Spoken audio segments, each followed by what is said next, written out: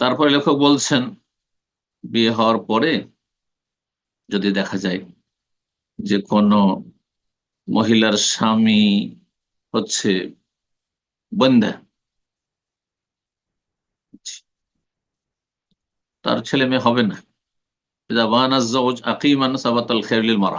তাহলে নারীর পুরো এখতিয়ার রয়েছে। কারণ যেমন পুরুষের স্বাধীনতা রয়েছে ছেলে মেয়ে নেওয়ার, তেমন নারীরও স্বাধীনতা রয়েছে ছেলে মেয়ে নেওয়ার। বলছেন তাইলে আন্নাল্লাহা হাক্কান ফিল ওয়ালাদ, তার অধিকার রয়েছে ছেলে মেয়ে নেওয়ার।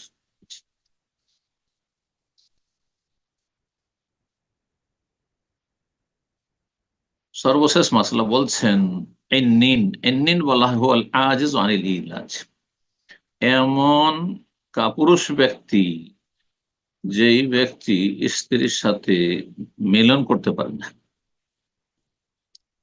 অপারগ। যদি বিবাহের পরে দেখা যায় যে কোনো ব্যক্তি অপারগ, তো সাথে সাথেই বিবাহ বিচ্ছেদ না ঘটিয়ে বলছেন লেখক উজ্জেল আস্তানাতেন, 1 বছর তাকে চিকিৎসার সুযোগ দিতে হবে, 1 বছরের মধ্যে যদি ভালো হয়ে যায়। ওমান ওয়াজাদাত যাওজাহা আইনিনান, কোন মহিলা যদি তার স্বামীকে অপারগ পায়, অক্ষম পায়,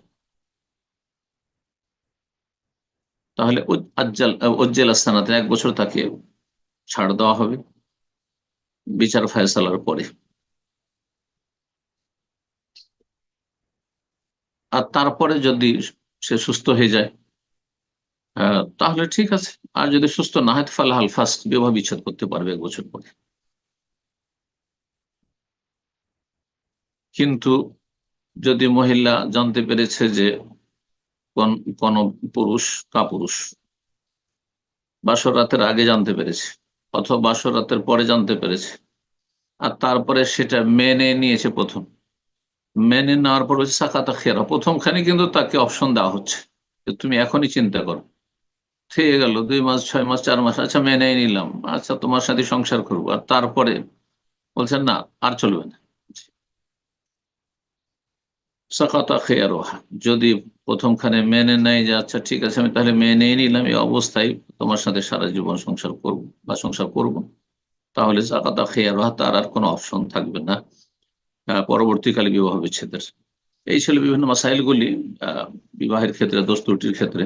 আল্লাহ রাব্বুল সকল মুসলিম ভাই বোনদেরকে এ সমস্ত অনিষ্ট থেকে, বালা মুসিবত থেকে, রোগ থেকে, ব্যাধি থেকে আর দোষ ত্রুটি থেকে আল্লাহ হেফাজতে রাখেন, শারীরিক, মানসিক, পারিবারিক আর যত রকমের দোষ ত্রুটি হইতে পারে আল্লাহ সমস্ত থেকে আল্লাহ আমাদেরকে মাহফুজ রাখেন, সুরক্ষিত রাখেন, নিরাপদ রাখেন।